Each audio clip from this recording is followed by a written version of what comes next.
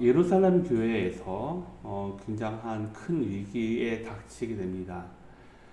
예루살렘 교회에 그래도 그것을 대표하고 있었던 사람이 바로 야고보였습니다. 야고보와 베드로였었죠. 근데 예루살렘 교회에서는 이 야고보와 베드로가 갖고 있는 그 위치가 대단했었는데, 이 야고보가 그 당시 그 지역을 다스렸던 왕에 의해서 이제 처형하게 됩니다. 그러니까 굉장한 큰 위기가 온 것이죠.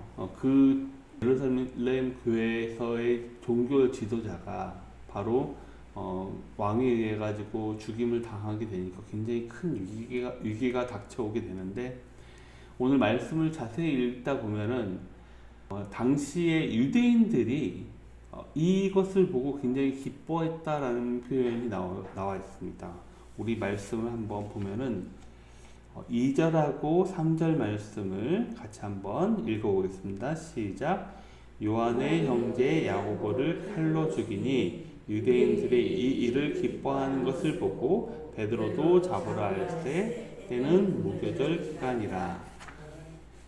사실 이 일을 행한 사람은 바로 헤롯 왕입니다. 헤롯 왕은 이제 우리 예수님, 우리가 성경 읽다 보면 예수님이 어렸을 때에도 헤롯이고 또 이때까지도 헤롯 왕이 통치했는가라고 생각하지만 그렇지 않고, 예수님이 어렸을 때 당시에 그 통치했던 헤롯의 바로 이제 손자입니다.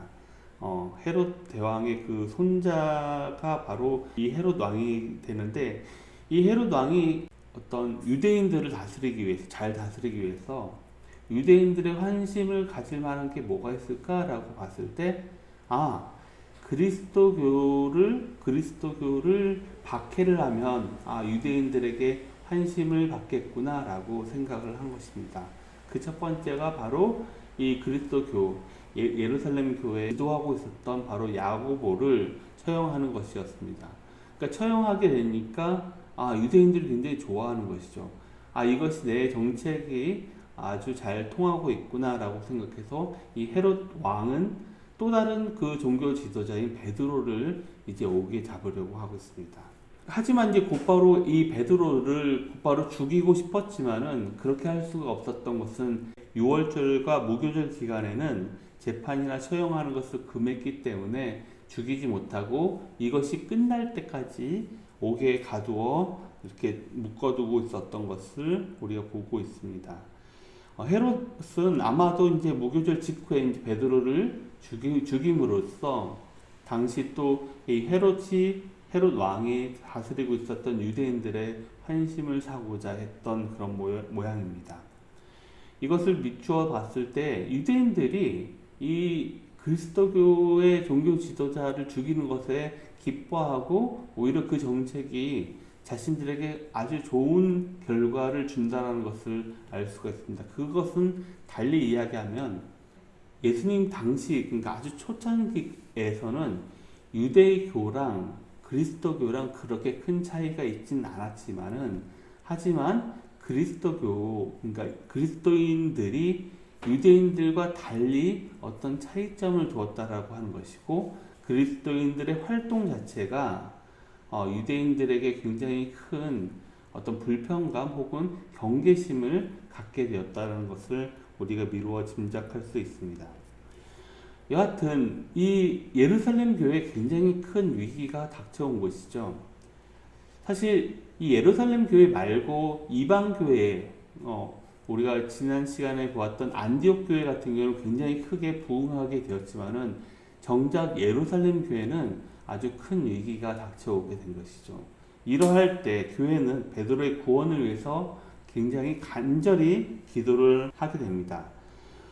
우리가 위기 상황에 극복할 수 있는 것은 성도로서는 기도밖에 없습니다. 모든 해결이 바로 하나님께 달려있기 때문에 하나님 외에는 이 상황을 해결할 분이 안 계시다라는 것을 우리가 믿고 기도할 수밖에 없는 것입니다. 그 구절이 우리가 5절에 있습니다. 우리 같이 한번 5절 말씀을 같이 한번 다시 읽어보겠습니다. 시작. 이에 베드로는 옥에 갇혔고 교회는 그를 위하여 간절히 하나님께 기도하더라. 앞서 종교 지도자였던 야고보가 먼저 죽었는데 그러면서 위기가 닥쳐온 것이죠. 이게 또 베드로까지 죽이려고 하니까 굉장히 큰 위기가 아닐 수가 없습니다. 이러할 때 그것을 극복할 수 있는 방법은 사실 이 기도 외에는 없는 상황이 된 것이죠.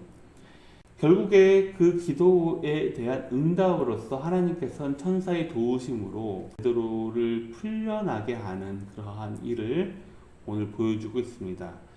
이미 베드로는 옥에 갇혔을 때부터 자신이 죽게 되겠다라는 것을 알 수도 있었을 것입니다. 왜냐하면 이미 앞서서 야고보가 죽임을 당했으니까요. 물론 우리가 그런 경험이 없으니까 우리가 그것을 이해할 수 없겠지만은 우리가 사형수가 된다고 한다면 바로 내일 내가 죽게 된다고 한다면 과연 편안하게 잠을 잘 수 있었을까라고 생각이 되지만 오늘 베드로는 어쩐지 모르게 굉장히 태연하게 아주 잠을 잘 들게 됩니다. 사실 아주 편한 마음으로 아마 뭐 불안에 떨어가지고 이 베드로가 달리 어떤 행동을 했다라는 것이 성경에 물론 자세히 기록되지는 않았지만은 그렇게 태연하게 잠들었던 것은 어쩌면 베드로의 믿음을 보여주는 장면이 아닐 수가 없습니다. 그리고 이 헤롯 왕이 얼마나 베드로를 붙잡고 싶었냐면은 이 베드로 한 명을 지키기 위해서 4명의 사람을 4인 4조로 두어서 정말 철저하게 감시를 했을 뿐만 아니라 헤롯 왕은 정치적으로 이용을 하려 했던 것입니다. 하지만 하나님께서 역사하시니 군인들을 가리고 또 하나님께서 역사하시니 어려웠던 일조차도 하나님께서는 해결하곤 하십니다. 베드로도 천사가 떠난 후에 정신을 차린 후에 하나님이 천사를 보내신 것을 오늘 깨닫고 또 그때 마가 요한의 어머니 마리아의 집에서 사람들이 모여서 기도하고 있다라고 우리가 성경은 이야기를 하고 있습니다. 그러니까 성경에서는 기도할 때 이러한 역사가 일어났다라는 것을 강조하고 싶었던 것입니다. 성도의 기도에 응답하신 하나님이 기적을 베풀어서 베드로를 구출한 그 모습을 오늘 우리에게 알려주고 있습니다. 베드로가 옥에 갇혔을 때 교회는 이 베드로를 위해서 기도를 했습니다.